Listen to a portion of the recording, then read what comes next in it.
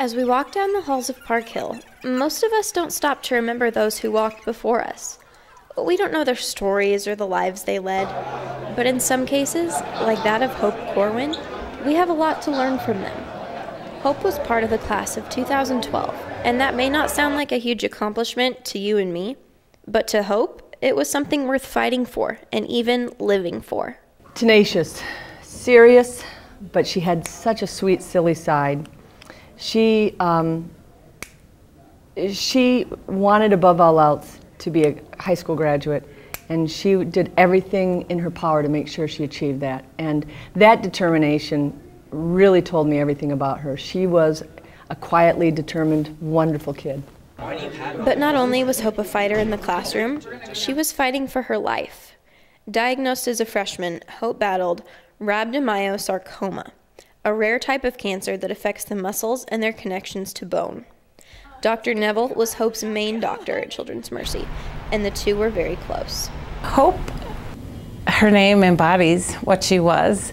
She was smart and funny and resilient, and I think in knowing her, she'd get good grades, but she was well liked, and she faced adversity very bravely. She made everyone around her happy, and everyone admired her. Well, she wasn't very demonstrative. She would just get this little smile on her face, and her mom was showing me all this stuff, and she'd get all embarrassed.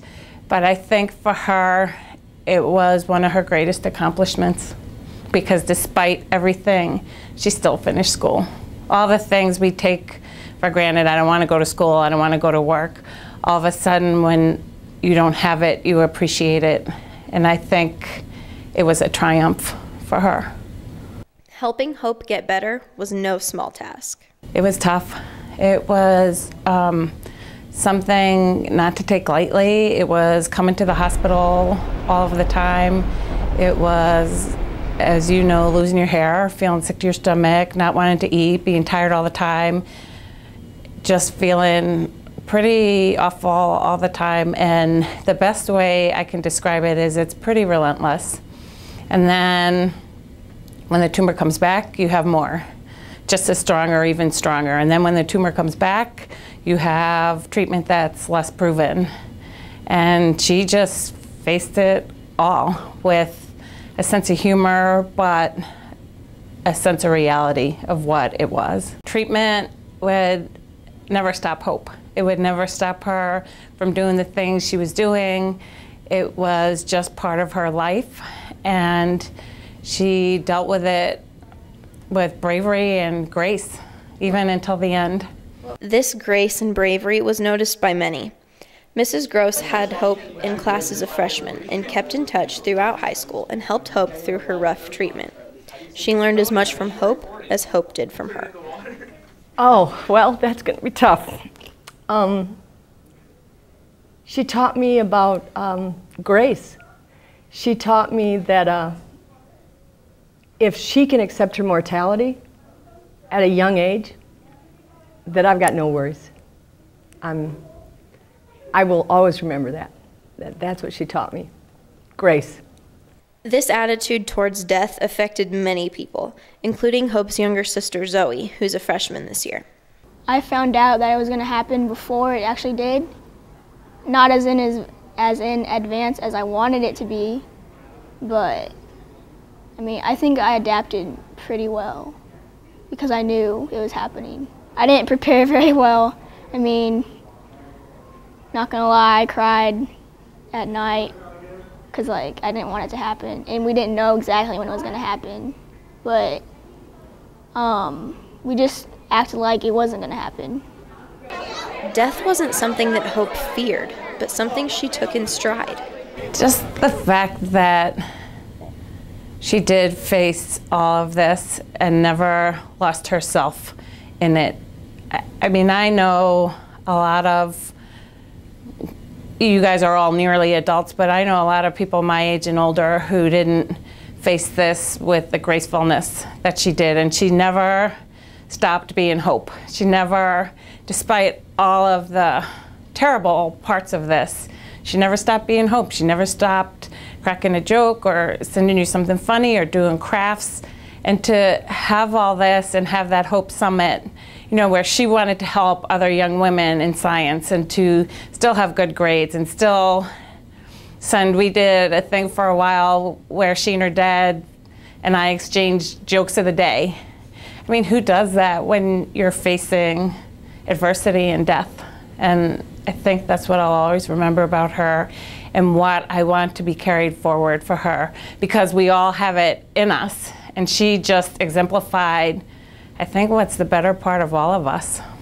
While receiving treatment, Hope understood that her chances weren't looking great, but that didn't stop her. When you come to that team, we don't think we have cure to offer. In fact, it's not for cure, it's to try and buy time and quality.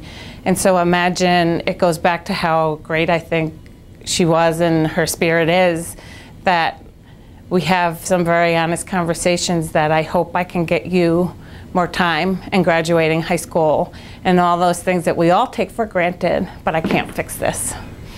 This is when she was first diagnosed, and I was feeling very protective of her. And we had a memorization assignment, and I was trying to coax her along because I figured she probably didn't have it because she'd been in and out of the hospital. And I was trying, the mommy in me was trying to just make sure she could get through it.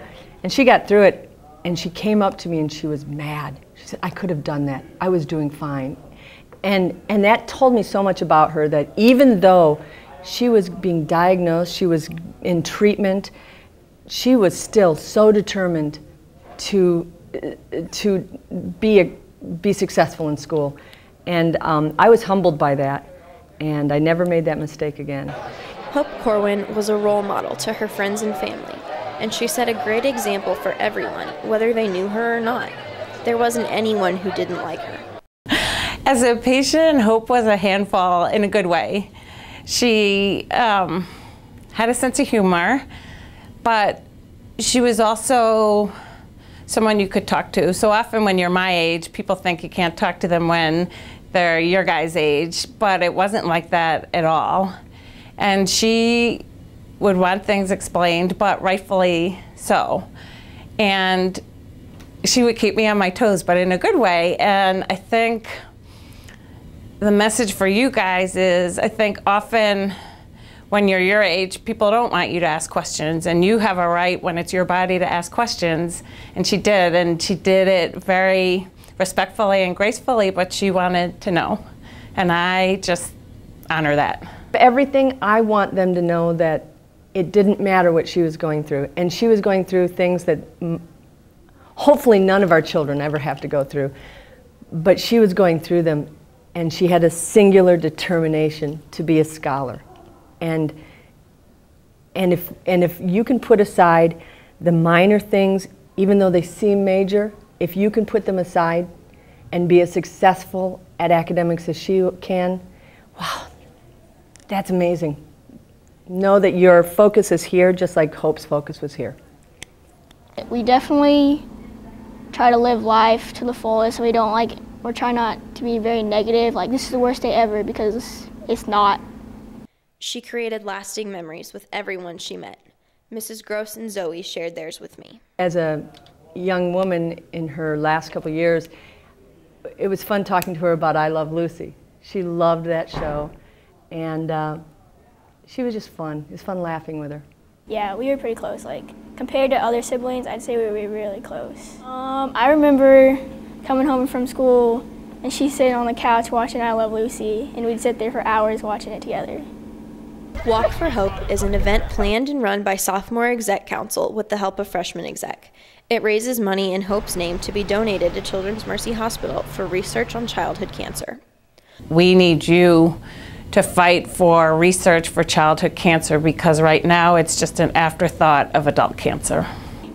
It's been a couple years now, and a lot of people don't remember her, but she really wanted this to be raising money to help other people at Children's Mercy. It's not all about her now, because that's in the past.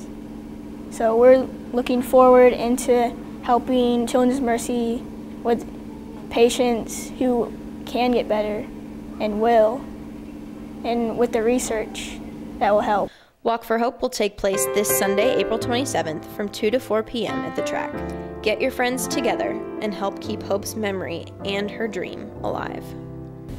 Take on adversity with grace, and don't forget the people like Hope who came before you. It's very easy to forget people when they move away or when they pass away, but the things we need to carry are the wonderful parts of their spirit. So be brave, don't give up, and take the ugly things that life hands you with resilience and gracefulness. Reporting for Trojan TV News and Sophomore Executive Council, I'm Jordan Elder. Thank you for watching. She was a handful to take care of, you know, but it made my life better.